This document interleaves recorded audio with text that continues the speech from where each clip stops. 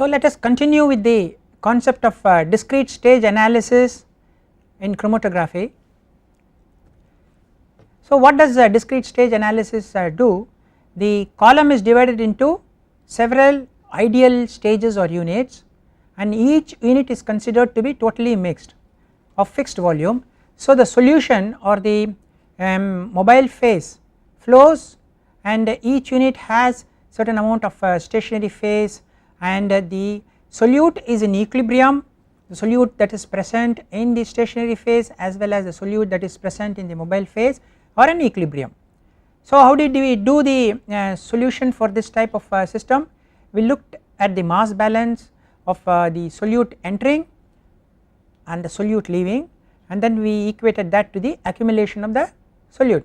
Now the solute gets accumulated in two places, one place is in the stationary phase and the other place is in the continuous phase. So the accumulation is equated to amount of solute entering each stage minus amount of solute leaving each stage, that is all, so simple. So you just have a mass balance, and then after that we assumed a linear adsorption type of isotherm. That means the Q, that is the amount of solute that is adsorbed in the stationary phase, is in equilibrium with the solute that is present in the continuous phase in a linear manner. So Q is equal to Kc, that is what we assumed actually. When you do that, we end up with this type of differential equation. Although this equation looks very complicated, but it is not so actually. No? This Q into Cn minus 1, that is the solute entering the stage n from stage n minus 1, and Q into Cn is the amount of solute leaving the stage n. This is equated to whatever is getting accumulated. Now there are two terms for accumulation, one is the solute accumulated in the continuous phase, that is the mobile phase, the other one is the solute accumulated in the stationary phase or fixed phase. So whatever is getting accumulated in the fixed phase we call it Q, whatever is getting accumulated in the mobile phase we call it C. One interesting point you need to note that the concentration of the solute inside the stage n is same as the concentration of the solute leaving the stage n, that is why here we have put Cn as well as here we have put Cn. So please note that. So in ideal stage process we assume when there is an equilibrium between two streams or phases, the concentration leaving is same as whatever is the concentration inside the stage. So by doing that we end up with this type of differential difference equation. This is difference, this is differential equation. Now here epsilon is the void fraction, Vs is the volume of a single stage. So the assumption is V is the volume of the entire chromatographic column, V by N, N is the total number of stages, that is equal to Vs. Okay. So epsilon is the volume fraction of the liquid, so 1 minus epsilon will be the volume fraction of the solid. So 1 minus epsilon into Vs will give you the total volume of the solid, and epsilon into Vs will give you the total volume of the liquid. So now we introduce the equilibrium. If you assume linear adsorption equilibrium, that means there is a linear relationship between Cn and Qn, then life becomes very simple. Okay. So if we assume Qn equal to Kcn, so please note that the concentration of the solute in a particular stage in the stationary phase and the concentration of the solute in that same stage in the mobile phase are in equilibrium. So Qn is equal to Kcn, Qn minus 1 will be equal to Kcn minus 1, Qn minus 2 will be equal to Kcn minus 2, so like that actually. So the main another assumption is that K is independent of the concentration, that means we assume same K irrespective of the concentrations of the solute in the stationary or in the mobile phase. So when you do that we end up with a much simpler looking equation. Once again this is the mass balance, the amount of solute entering, amount of solute leaving is equal to the accumulation. So this is again called a differential difference equation. You have the difference here, we have the differential equation here. Now you have the initial conditions. That means at time less than 0 there is no solute at all present, the column has only assumed only the mobile phase, there is no solute flowing. So all the stages will have concentration of the solute equal to 0, okay, stage 1 to stage n. Now the solute is injected at time equal to 0, that is C is equal to Cf, then what happens, that is the initial condition. So by using that we can solve the differential difference equation to end up with a relation like this, Cn equal to Cf multiplied by phi raised to the power n minus 1 E minus n divided by n minus 1 factorial, okay, where phi is given by this particular term, Q is the flow rate of the mobile phase, V is the overall volume, n is the number of stages, epsilon is your porosity, K is your linear adsorption isotherm term. So concentration at any stage of the solute in the mobile phase or of the solute leaving that stage can be calculated by this relationship. So this is very useful relationship because we can make use of this relationship with the relationship we have for a normally distributed Gaussian distributed curve that is leaving the chromatographic column, okay. So before doing that let us look at the effect of the number of stages. When n is very large then obviously the distribution reaches a Gaussian type of distribution, whereas if number of stages are very small, for example if n is 1, that means we assume the entire chromatographic column as one single mixed stage, then obviously it is like a stirred tank vessel, then the concentration will fall down as a function of time. So here the x axis is the time, so the concentration will fall down as a function of time when number of stages is equal to 1. So as we keep increasing the number of stages, the shape of the curve initially may appear like this and slowly it will reach a normally distributed shape like this. So for a very large n this is called a Gaussian distribution or a normal distribution, and the equation for a Gaussian distribution, if you remember long time back we introduced it, it is called C is equal to C naught exponent minus T by T naught minus 1 whole square divided by 2 sigma square. Now here C naught will be the maximum concentration it is reaching when the solute concentration leaves the chromatographic column, T naught is your retention time, that is this time, and T naught sigma is the standard deviation of this Gaussian distribution or normal distribution. So this is how a normal distribution equation will look like.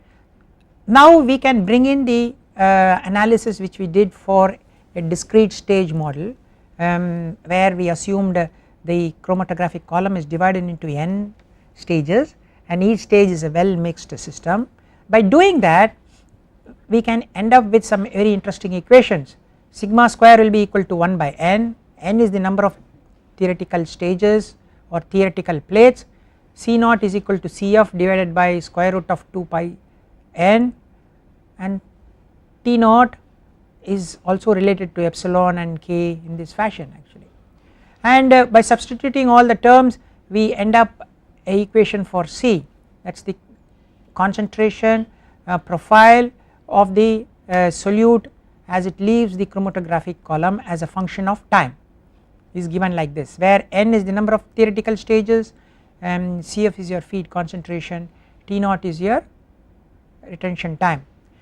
Just like time we can also have a V coming into the picture where V naught is the retention volume. So analogous to this equation we can have another equation exactly similar looking, instead of T by T naught we replace it by V by V naught. So these equations are very useful. So if I have a column, I want to know how many theoretical stages are there in the column, all I do is I inject a sample and I look at the retention time of the peak leaving the column and I look at the spread or the standard deviation and I can tell what is the number of theoretical plates in the column. In fact vendors when they sell the chromatographic column they mention how many theoretical plates does this particular column have. So a larger the number of theoretical plates, you know the column is very efficient in separating, a smaller the number, the column is not as efficient relatively. So when we buy a chromatographic column, we always look for the number of theoretical plates and then make a decision on how good the separation efficiency of the column is or not as good, and so on actually. So we looked at few problems in the previous lecture on how to make use of these equations to calculate the number of theoretical plates or stages if I know the standard deviation of my normal distributed curve, or as well as the retention time. Okay, now let us keep doing some more problems so that these concepts become very clear. Now imagine I am using a chromatographic column to purify BSA, bovine serum albumin protein. Okay, so when I use that, now the column is about 80 liters, it is a packed column of 80 liters with a void fraction of 0.4. Okay, so it has got a void fraction of 0.4, that means 1 minus 0.4 will be the amount of solids present inside. Now this particular peak comes at a retention volume of 470 liters. Okay, as I said, just like retention time, we can also call it retention volume. So this maximum happens at 470 liters. Now calculate the equilibrium constant. So if you remember the equation which relates equilibrium constant, the voidage, the column size as well as the retention volume. Okay, this is the equation. T naught, that is the retention time, is equal to epsilon, that is the voidage, K is your equilibrium constant, V is the volume of the column, and Q is the flow rate. So T naught into Q will give you the retention volume, which is 470, and 0.4 is the epsilon, 80 is the volume of the column. So all you need to do is calculate K, the equilibrium constant. So it is very straightforward. Okay, so same equation. So if I take the Q here, Q into T naught is equal to epsilon plus 1 minus epsilon K into V, and T naught Q is the volume of eluate or volume of solute at which the peak occurs. Okay, so by substituting this 470 epsilon equal to 0.4, 1 minus epsilon will be 1 minus 0.4, volume will be 80 liter, I get K as 9.1. So this K is nothing but the linear adsorption isotherm constant, which relates the concentration of the solute in the stationary phase as against the concentration of the solute in the mobile phase. If you remember, Q equal to K into C, where Q is the concentration of the solute in the stationary phase and C is the concentration of the solute in the mobile phase. So very useful data to have. So you get an idea about the thermodynamics of the solute interaction with the stationary phase and the mobile phase by just doing an injection and collecting certain amount of liquid and look at the retention time.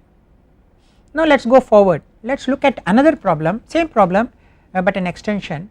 Now the maximum concentration is 3.6% of that originally in the column. Okay, so calculate the number of theoretical stages. Last time we looked at different ways of calculating theoretical stages based on the retention time and standard deviation, based on the retention time and width at half maximum. Now this is third approach by which we can calculate the number of theoretical stages. This is we know that the maximum concentration is 3.6% of that originally in the column. Now we want to calculate the number of theoretical stages. So which equation do we use? If you remember, there is an equation relating C naught with Cf, that is the whatever is there in the original. Okay, C naught is equal to Cf divided by square root of 2 pi n. So C naught by Cf is 0.036. So from there we have to calculate the n, that is the number of theoretical, straightforward.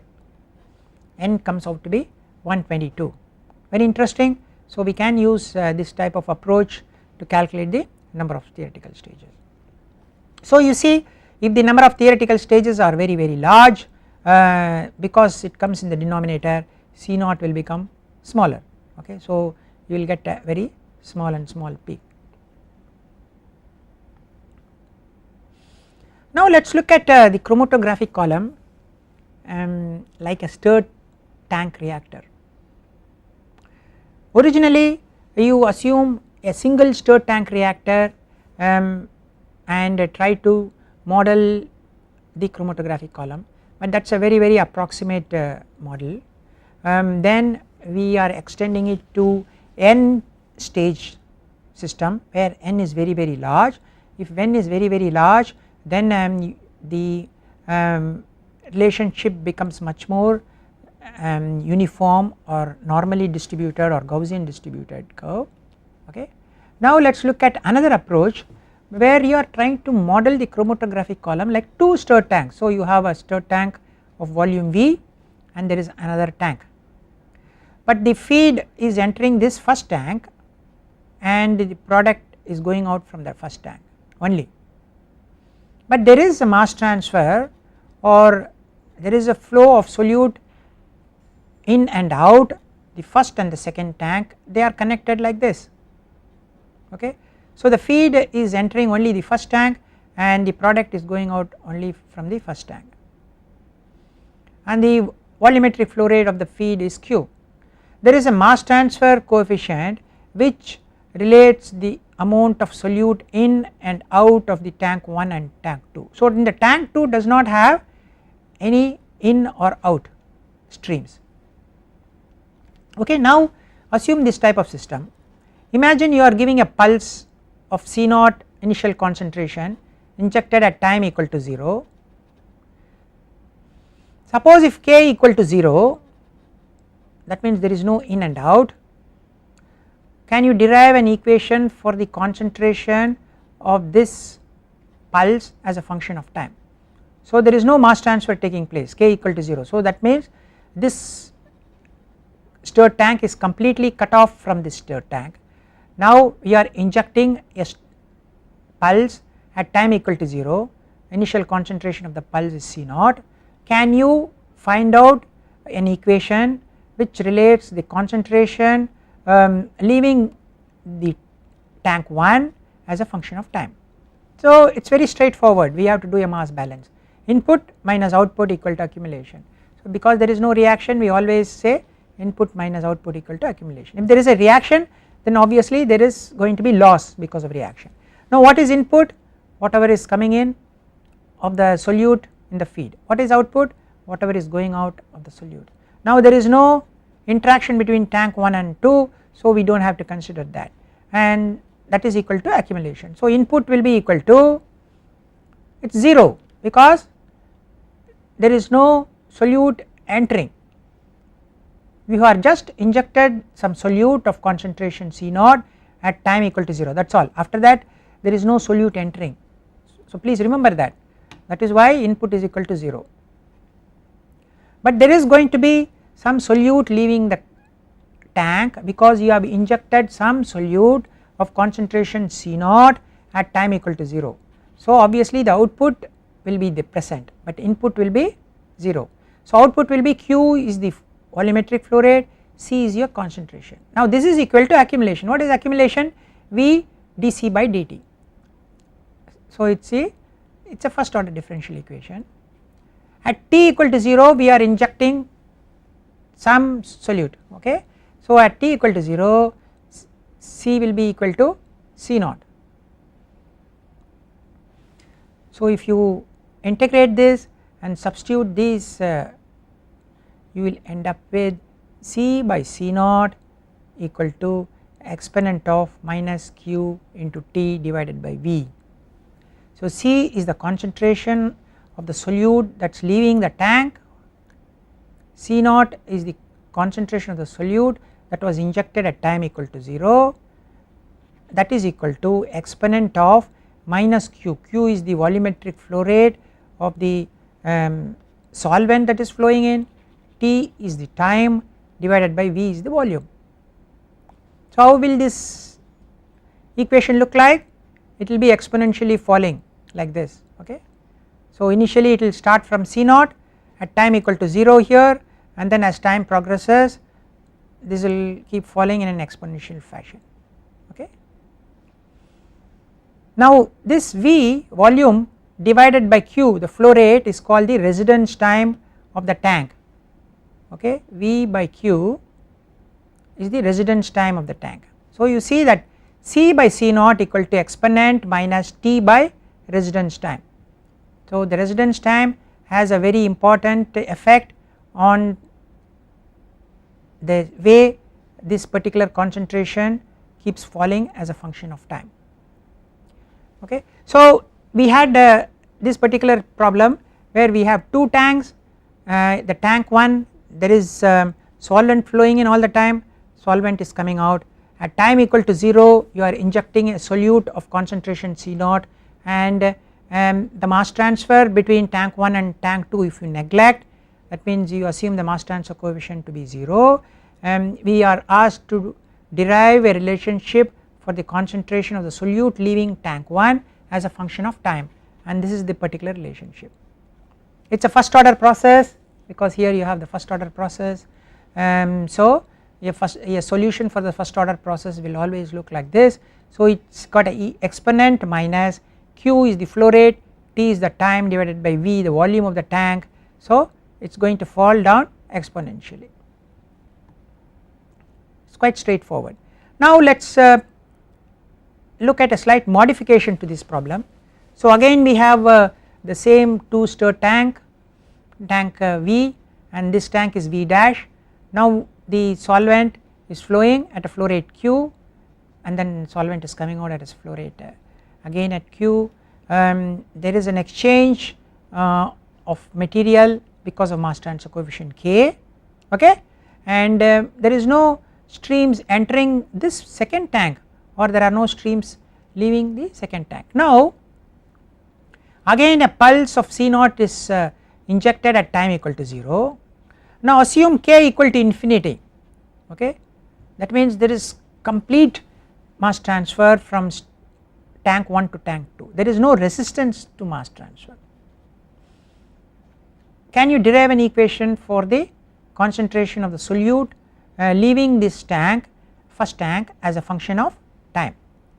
So the problem here is different from the problem before.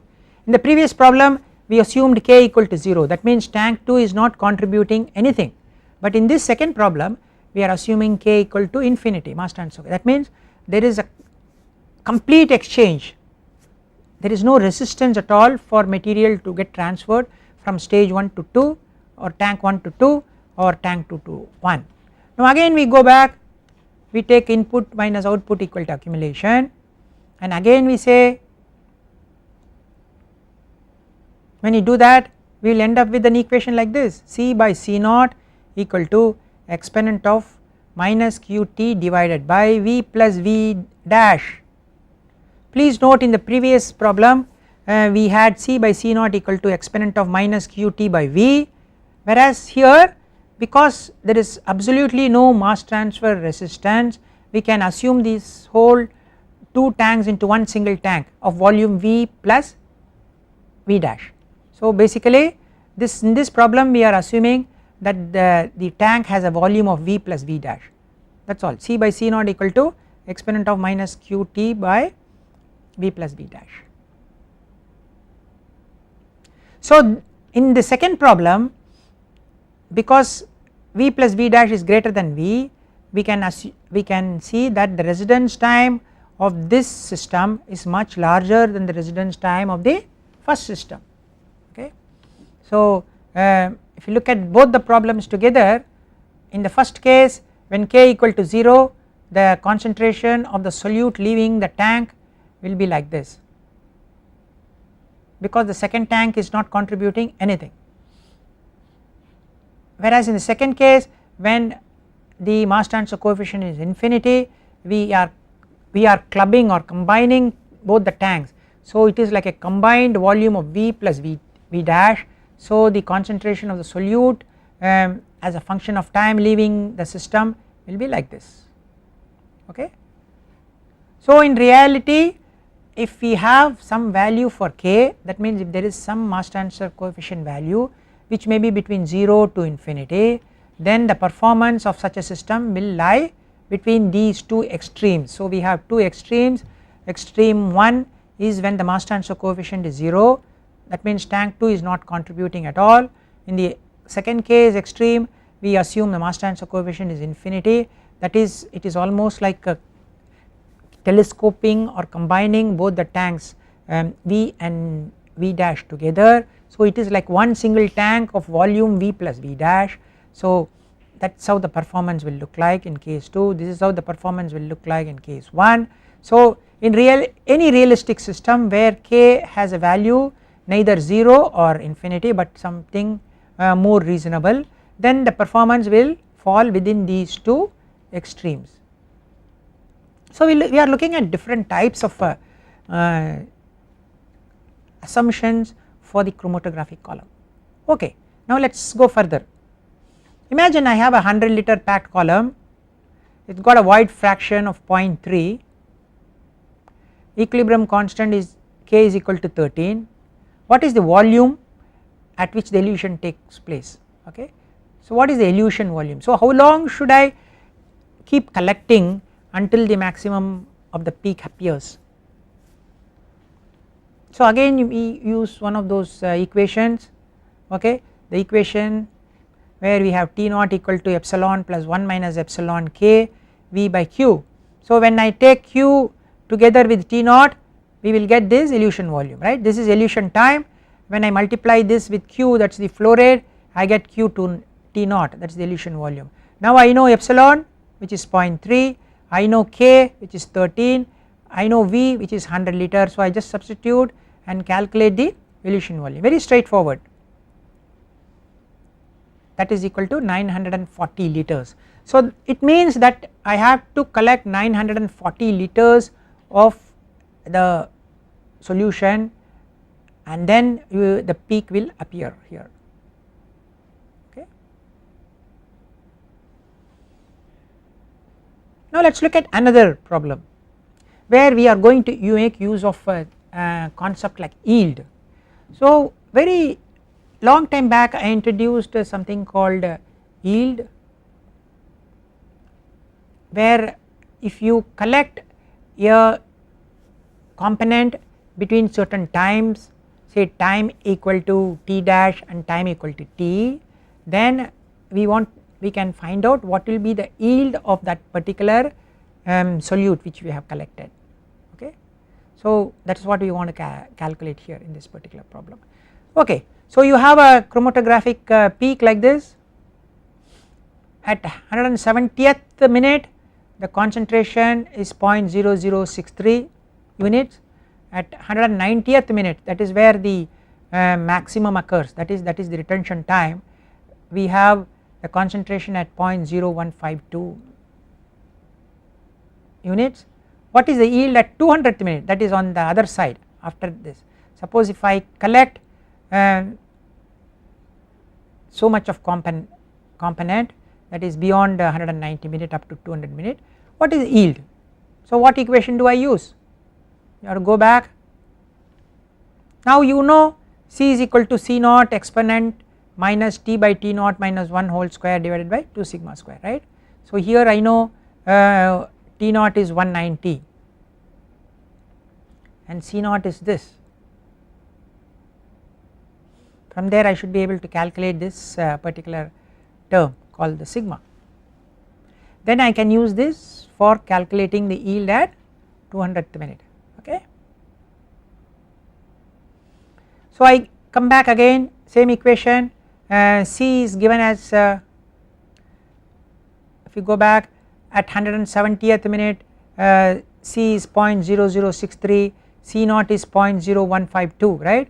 So C naught is 0.0152, C is 0.0063, T is 170 minutes, T naught is 190 minutes. So I can substitute all these terms and I will calculate the sigma. So I substitute C is 0.0063, C naught is 0.0152, that will be equal to e power minus T is 174, T naught is equal to 190. So by doing all this the only unknown here is sigma. So from there I can calculate sigma as 0.063. Okay, please remember the standard deviation is sigma into T naught, that is the retention time. Okay. Anyway, once I calculate sigma, I can calculate the yield by using some other equation. I introduced the concept of yield long time back, several classes back. Okay. Now yield is given by half multiplied by 1 plus error function, ERF is something called error function, T by T naught minus 1 divided by square root of 2 into sigma. Okay, why does this come? This comes because we are collecting beyond the maximum. Okay, that means the yield, if you are collecting up to this, it is 0.5, and whatever is collected beyond is beyond 0.5.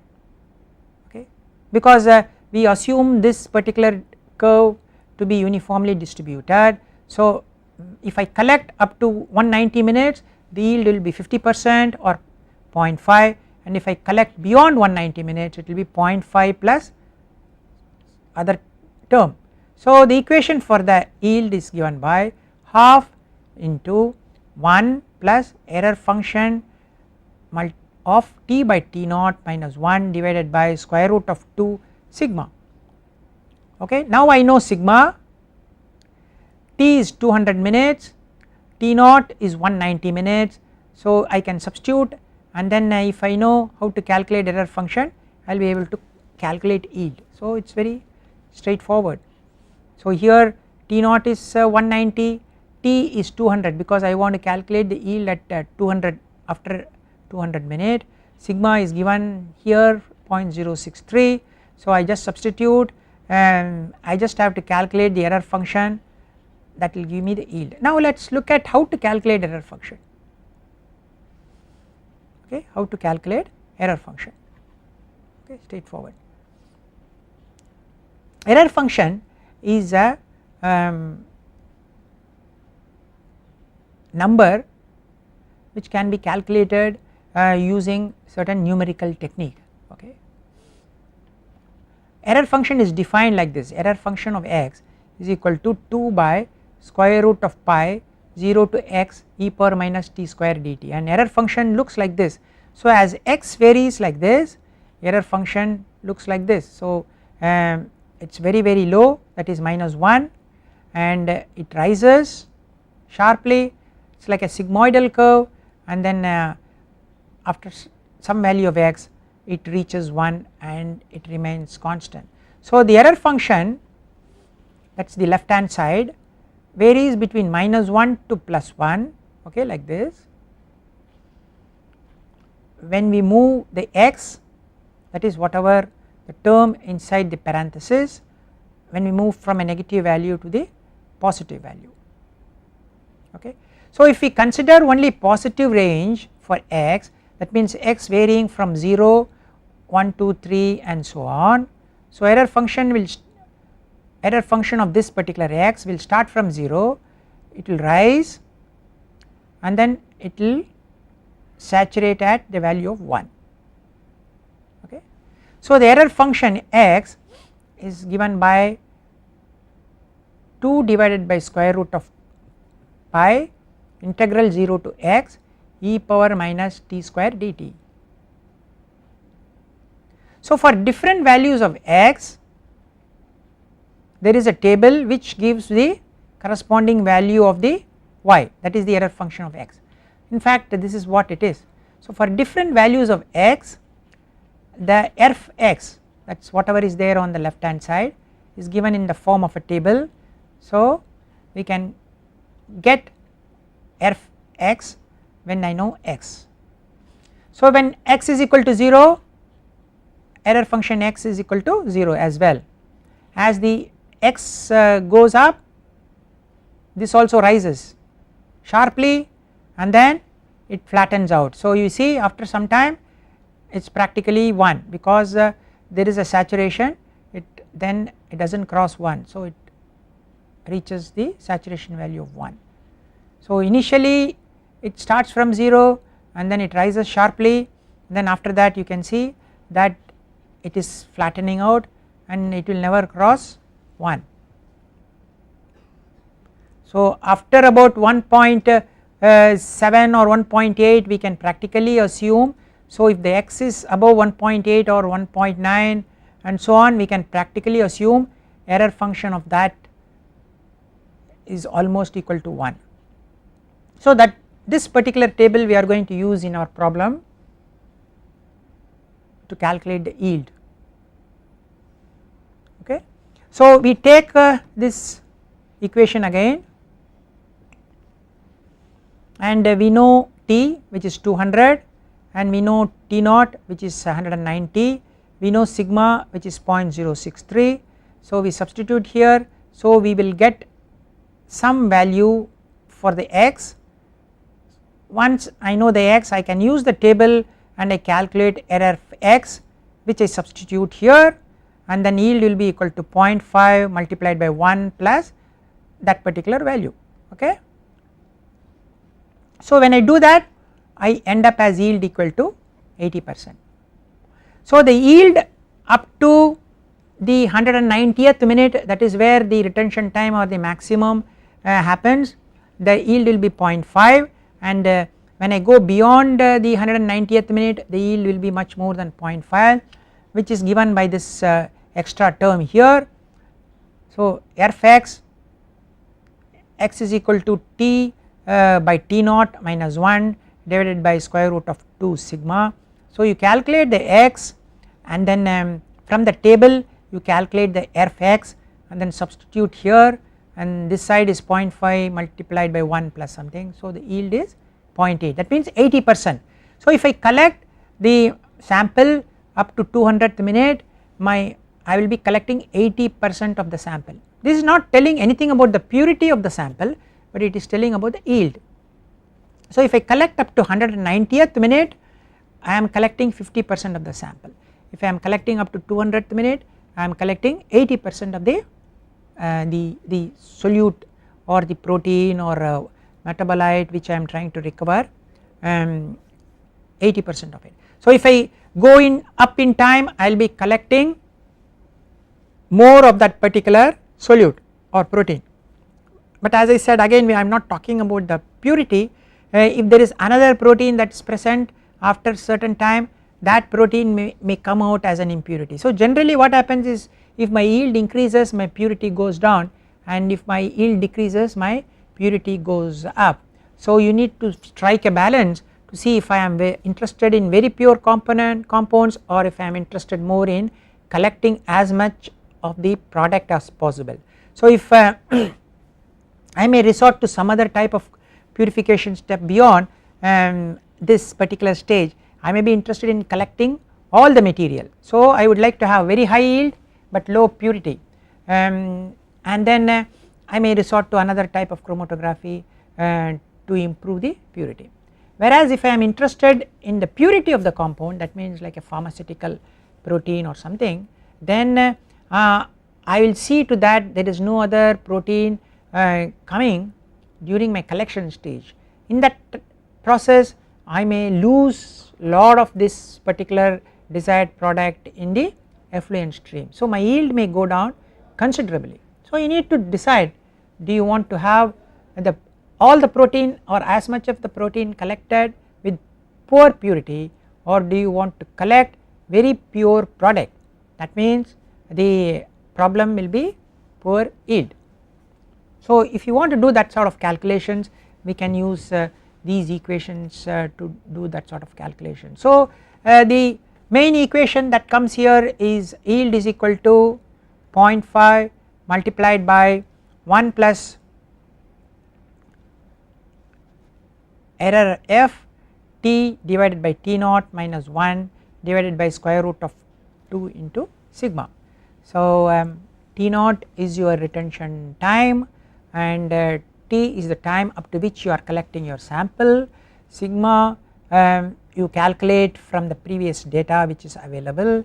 Sigma T naught is the standard deviation of the Gaussian distribution.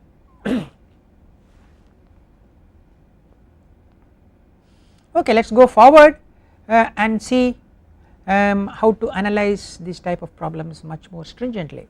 Now we are trying to make this problem more complicated. Now we have two different proteins, and that is eluting out of a chromatography.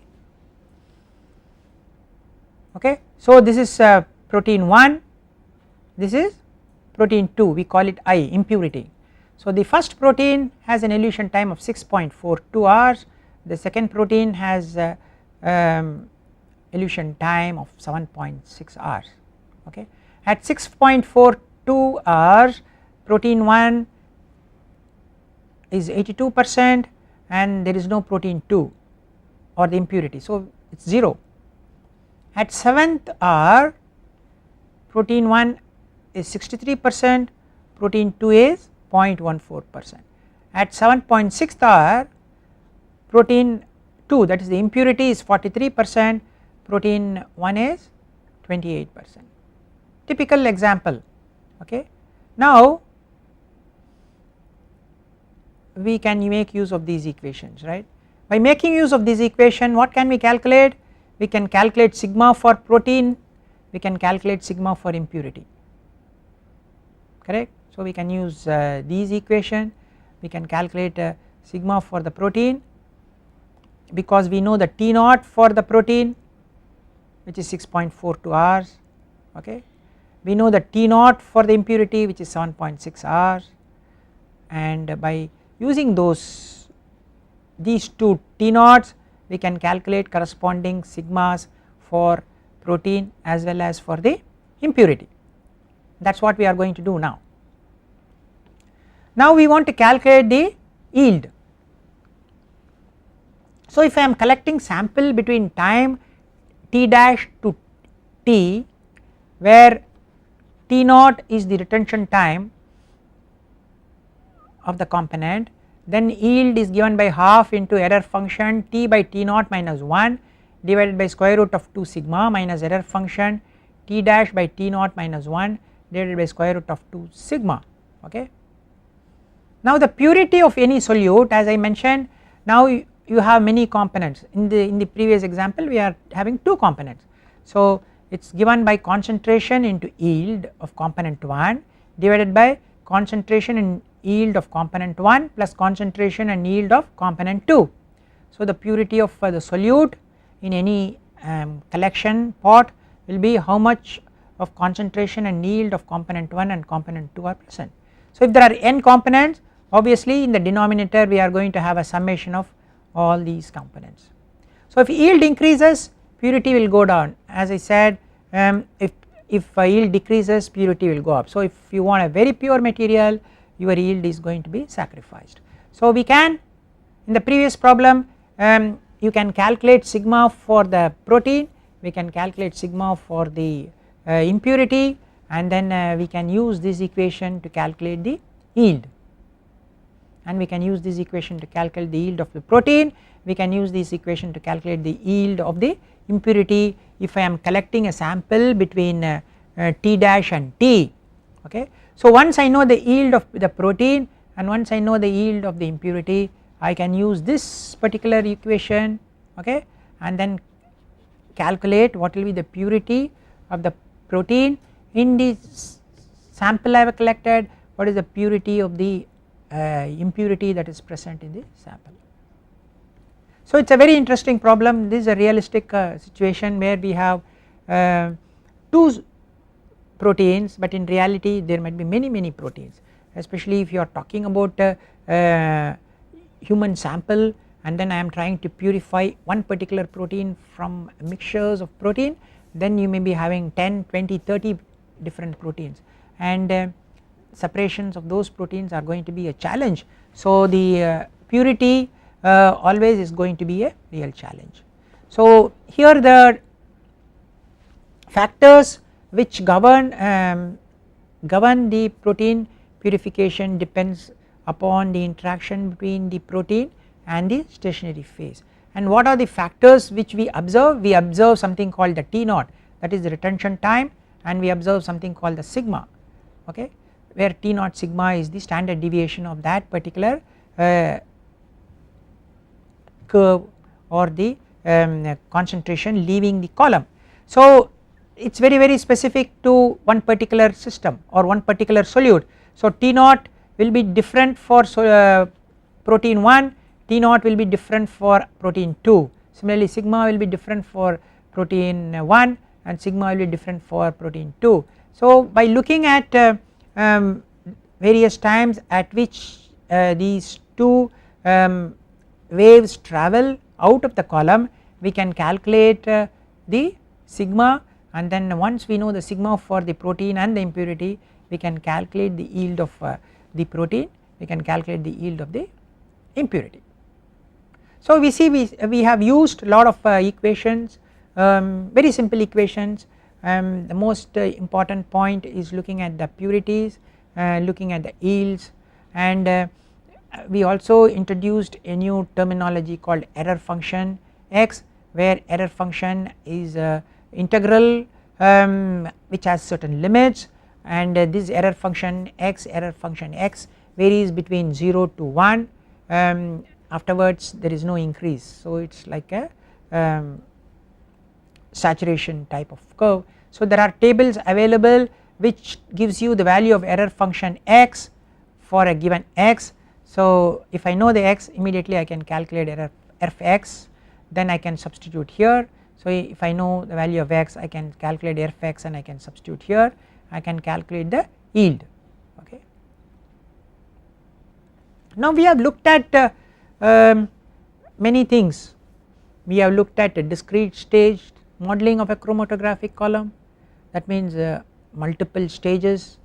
We have looked at a single stage modeling, we have looked at two stages connected with mass transport, and so on. Now let us look at another approach, that is called the continuous packed bed model.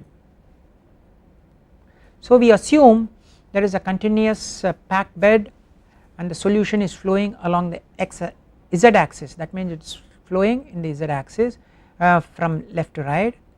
The solute is carried because of the solvent flow, okay, number 1. Solute moves because of diffusion or dispersion. Solute gets accumulated in the voids or interstices of the bed. There are voids, so there are solution entrapped in the voids, so some solute is there. Solute is accumulating in the stationary matrix, that is the stationary phase, because of adsorption or partition or interaction between the stationary and the mobile phase. So many things are happening. So this is a continuous packed bed model. The solute is moving from left to right along the z axis, and so the solute is carried because of solvent flow, solute is carried because of diffusion along the axis of the tubular bed or dispersion, solute gets accumulated in the voids or interstices of the bed, and the solute is also present adsorbed onto the stationary matrix. Okay. So all these things happen. So if all these things happen, we can still write some partial differential equations which describes this particular type of phenomena, and this is how it is given. It looks very complicated, but each term has certain particular significance. Now this term, where we say d square c by dz square into capital D, is arising because of diffusion or dispersion of the solute along the axis. This term V into dc by dz is arising because of the movement of the solvent. V is the velocity, superficial velocity of the solvent, C is the concentration of the solute, Z is the bed. So concentration of the solute along the packed bed, okay. So this term arises because of the diffusion of the solute in the column, this term arises because of the movement of the solvent, and on this left hand side we have all the accumulation term. We have C is the concentration of the solute in the mobile phase, so epsilon is the voidage, bed porosity, and 1 minus epsilon is the amount of stationary phase, and dq by dt, where q is the concentration of the solute which is bound to the stationary material. So this left hand side is all related to accumulation, right hand side has two terms, one related to the diffusion or the dispersion of the solute along the bed axis, other one comes because of the movement of the solvent, and this is how we end up with a partial differential equation. We have z, that is the axis of the column, so there is going to be concentration variation along the axis of the column, there is going to be concentration as a function of time as well, that is why we have T coming here. Now C is the concentration of the solute in the mobile phase, Q is the concentration of the solute that is in the stationary phase, that is adsorbed on the stationary phase. So if we have a very simple relation between C and Q in a linear fashion, then we can combine them together nicely without any problem, like we did that in the previous case. For example, Q can be equal to Kc or something like that. Okay, now let us continue this problem, this particular continuous packed bed model in the next class.